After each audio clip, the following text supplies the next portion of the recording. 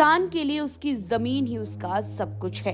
खेती किसानी के जरिए ही पूरे परिवार का पालन पोषण करता है किसान। लेकिन जब किसान की जमीन का सरकार अधिग्रहण करती है तो उसे मुआवजे के नाम पर बेहद कम रुपया दिया जाता है और यहीं से शुरू होती है किसान का संघर्ष।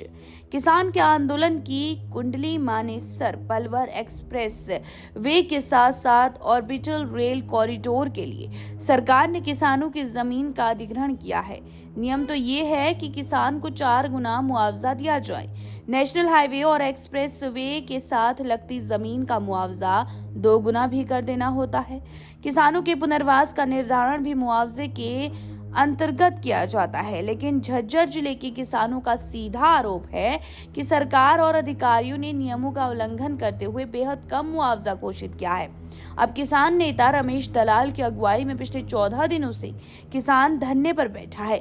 सरकार को चिट्ठी पर चिट्ठी लिखी जा रही है, लेकिन ना तो किसान से बात हो रही है और ना ही किसान को मुआवजा बढ़ाया जा रहा है। धीरे धीरे किसान का सब्र जरूर टूट रहा है। जब तक हम लड़ेंगे, जब तक हमारी मांगे पूरी नहीं होती और सरकार का यही रवैया रहा तो हम रोड भी बंद करेंगे, रेल भी बंद करेंगे और ये भी आपको बता दें, जरूरत पड़ी तो एयरपोर्ट को भी बंद करेंगे। पहली बार सरकार कटघरे में, क्योंकि जो कानून का उल्लंघन करके ये मुआवजा बना 4 गुना का है, इस रोड पे डबल मिलना चाहिए था। ये हरियाणा सरकार का नोटिफिकेशन है, उसके बावजूद भी सरकार ने कानून को एक तरफ रखते हुए घोर अन्याय किया है। तो सरकार ने अब तक बात नहीं की। सरकार को आगे आकर के बात करनी चाहिए, इस मामले को शांतिपूर्वक तरीके से सुलझाना चाहिए। नहीं तो शांति कायम करने की अकेली हमारी जिम्मेवारी नहीं है, ये सरकार की प्रमुख जिम्मेवारी है। मुआवजे के लेकर धरने पर बैठे किसानों ने अपनी मांग में SYL का पानी, हरियाणा के अलग हाईकोर्ट और किसान मसीहा सर छोटू राम चौधरी, चरण सिंह, ताऊ देवीलाल और लोक कवि मेहर सिंह के लिए भारत रत्न की मांग भी की है। किसान नेता रमेश दलाल का कहना है कि अगर किसानों के साथ गलत करेगी सरकार तो किसान भी रोड, रेल और एयरपोर्ट तक बंद करने के लिए तैयार बैठे हैं। जी दलाल सर, बताइए। हम पिछले 14 दिन से यहाँ पर टोल टैक्स पे धरनारत है और जब तक हमारी मांगे मंजूर नहीं होंगी तब तक ये आंदोलन जारी रहेगा।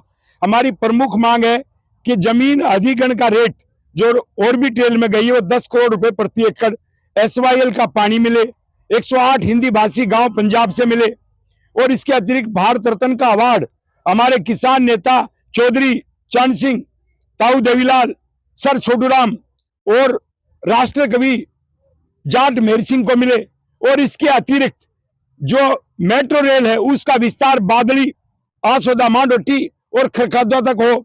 इन बातों के अतिरिक्त एक बहुत महत्वपूर्ण मुद्दा है, वो है हरियाणा हाई कोर्ट का।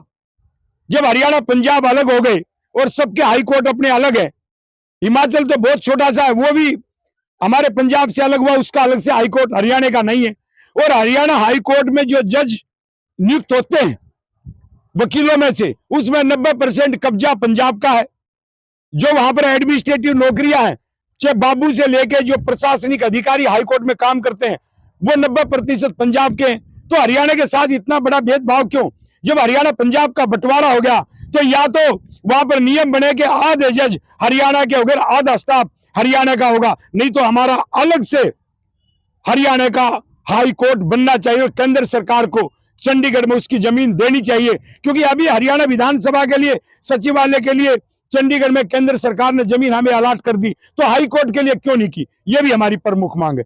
14 दिन से लगातार मढ़ौठी KMP टोल पर ध्यान दे रहे किसानों का हौसला बढ़ाने के लिए 2 दिन से भी महिलाएं धरने पर पहुंच रही हैं। चूल्हा चौकी छोड़कर महिलाएं भी अपना हक सरकार से मांग रही हैं। प्राइवेट व्यक्ति जमीन पर 5 करोड़ से ऊपर के भाव में खरीद रहे हैं और सरकार महज 50 लाख से 2.5 करोड़ का मुआवजा दे रही है। महिलाओं का कहना है जमीन का मुआवजा 10 करोड़ चाहिए, क्योंकि इसी के सहारे उनका घर चल रहा है, बच्चों की पढ़ाई चल रही है। उस मुआवजे से हम कहीं खूट भी नहीं ले सकते। हमारे जो कमाने योग्य बेटे हैं, जिनकी रोजगारी होनी चाहिए, वे घर बैठे हैं और फिर हमारी धरती भी खोस ली। अरे तो अब मोदी जी आप ही बताओ हम क्या खाएं? आंदोलन तो सरकार के हाथ में है। जब सरकार हमारे से बात करेगी, हमारी मांग पूरी कर देगी तो हम क्यों बैठेंगे यहाँ पे? क्या मांग? हमारी मांग है हमें उचित मुआवजा मिले, 10 करोड़ मिले प्रति एकड़, जो रेल कॉरिडोर के लिए जमीन ली जा रही है। बाकी जो 4 किलोमीटर तक है वो जमीन हम अपने खुद बेचेंगे। सरकार हमसे लेकर कंपनी को इतने महंगे दाम में बेचती है, हमें प्लाट नहीं खरीद सकते वहाँ पे, बिल्कुल कम लग रहा है। एक किले की कीमत सर्कल रेट 36 के हिसाब से 98 में कुछ का मुआवजा बनाया है, जिसमें हम अपना मकान ही बना सकते हैं। उसमें पोछा मारेंगे, खाएंगे क्या? एक किला एक आदमी का आता नहीं होगा, तो जिसके हाथ 2 बीघे जमीन आ वो तो कुछ भी नहीं कर सकता, बच्चों की शादी भी नहीं कर सकता इतने पैसों में। हरियाणा ऑर्बिटल रेल कॉरिडोर के लिए गुरुग्राम, रेवाड़ी, झज्जर और सोनीपत के किसानों का जमीन का अधिग्रहण किया गया है। झज्जर जिले का अवार्ड घोषित हो गया है, लेकिन सोनीपत का अवार्ड होना अभी बाकी है। हालांकि आंदोलन पर हर किसान बैठा है, क्योंकि मुआवजा बनाने में ही नियमों का उल्लंघन हो रहा है। तो हरियाणा के हर खबर से करवाएंगे आपको रूबरू।